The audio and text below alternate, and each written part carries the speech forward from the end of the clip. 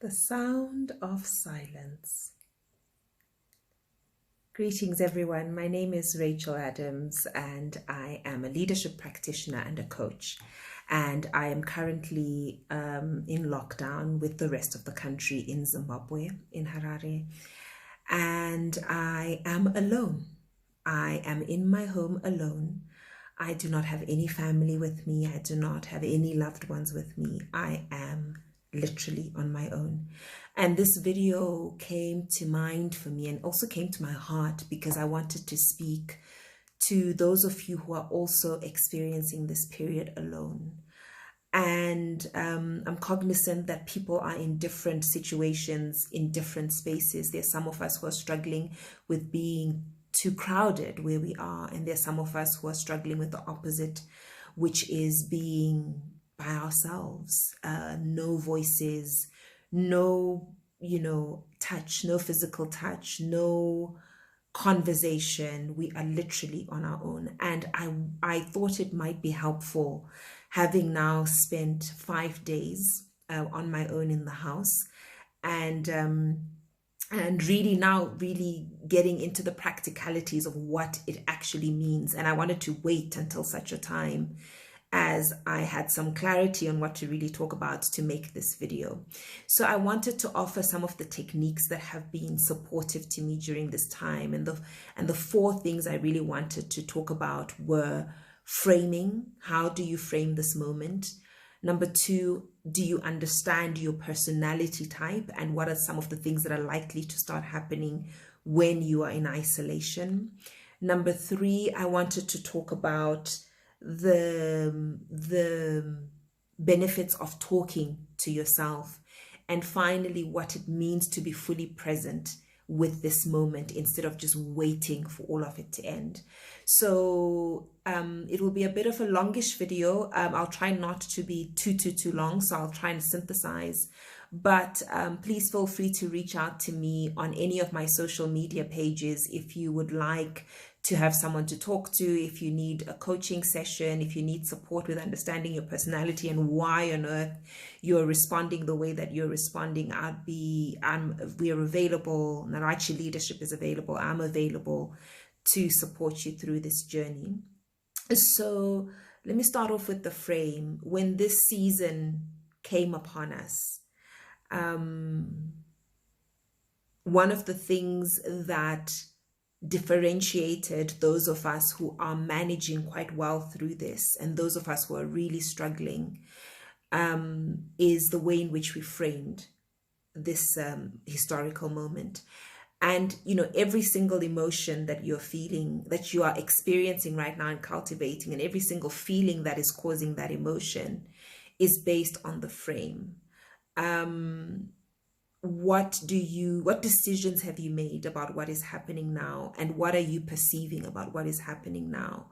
So when we got into this lockdown, I made a very clear decision that I was going to see this as an opportunity, that I was going to keep my mind frame focused on the opportunity. Now, I'm aware that there are people with a much bigger challenge, which is that they're actually sick during this time, and we're thankful for all the practitioners who are taking care of them. But I'm talking about those of us whose health has not yet been affected, and those of us who are more focused on keeping our health and making sure that we keep others healthy. Is what are the decisions that you're making now about what this moment means to you? And this will determine how you experience this whole thing. And so for me, like I said, it was very clear that I was seeing this as an opportunity, and I was going to use this time very intentionally to do some of the things that I haven't been able to do over the last few months, the last few years, because the world is just so busy. And so for me, that's writing, because I have intention to write, have been writing a book and have intention to finish it. And so using this time to write, but also using this time to be with myself and just work on things that I don't always have the luxury of sitting with for a long time. And some of those things are reassessing my values and my priorities, reassessing the goals that I have for the year, really thinking about the relationships that I'm currently in and how I manage those relationships and what is serving me and what isn't serving me. I mean, it makes a huge difference how you occupy your mind. And I cannot emphasize enough that every emotion you're experiencing, you're creating. A wonderful neuroscientist, Lisa Feldman Barrett, talks in her book, How Emotions Are Made, about the fact that emotions are not triggered, right? So there aren't any external activities and events that create emotions for you. You create your own emotions, and that's really dependent on the thought process that you are cultivating. And so if your thoughts are entirely about, I am lonely and this is very difficult and I wish I had somebody with me, then you are going to create the commensurate emotions. You are going to end up having emotions that actually don't serve you through this period. So the framing of how you go through this journey will ultimately either serve you or be a disservice to you. And so choose. In each moment, be clear about the choices that you're making. In each moment, literally, and moments become so tangible in silence of this nature. And so literally be thoughtful and present with the kind of thoughts that you're cultivating, and therefore the kinds of emotions that those create as well. The second thing is your personality type. Now, I am a big supporter of personality typing.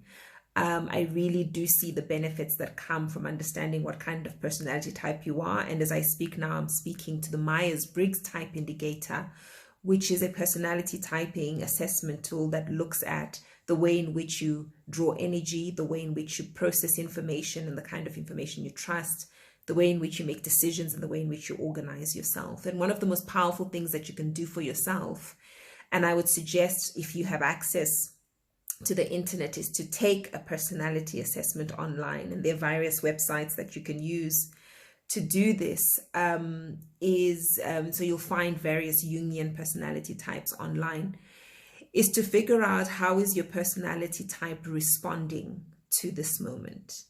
So for example, I'm a personality type called an INTP, which means I tend to be a little bit more comfortable with isolation than most people are. My personality type is quite comfortable with quiet. It is quite comfortable with taking time out. And so this doesn't feel as unfamiliar to me as it is feeling to other people. But there's some personality types, for example, who need stimulation from activities and events and who prefer to be in crowds and with movement.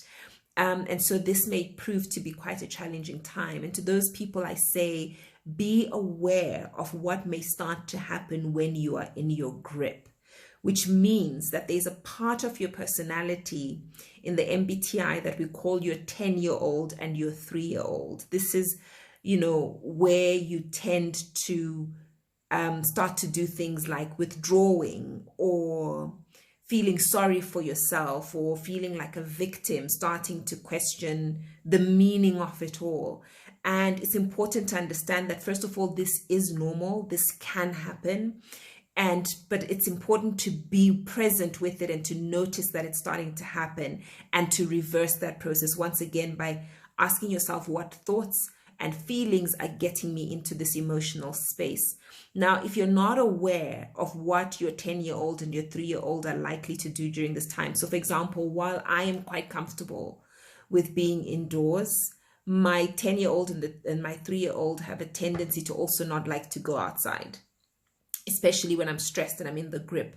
But it's so important for your brain health to get fresh air. It doesn't matter where you're living, whether it's popping your head out the window, whether it is going into your garden, if you have a small garden or somewhere where you can go and get some fresh air. It's so vital for the brain that it continues to sort of engage with as much of the outside environment as is possible and as is within the restrictions that have been placed on us to keep other people healthy. So for example, I try to make sure I go outside and water my flowers or water the grass or just look at the garden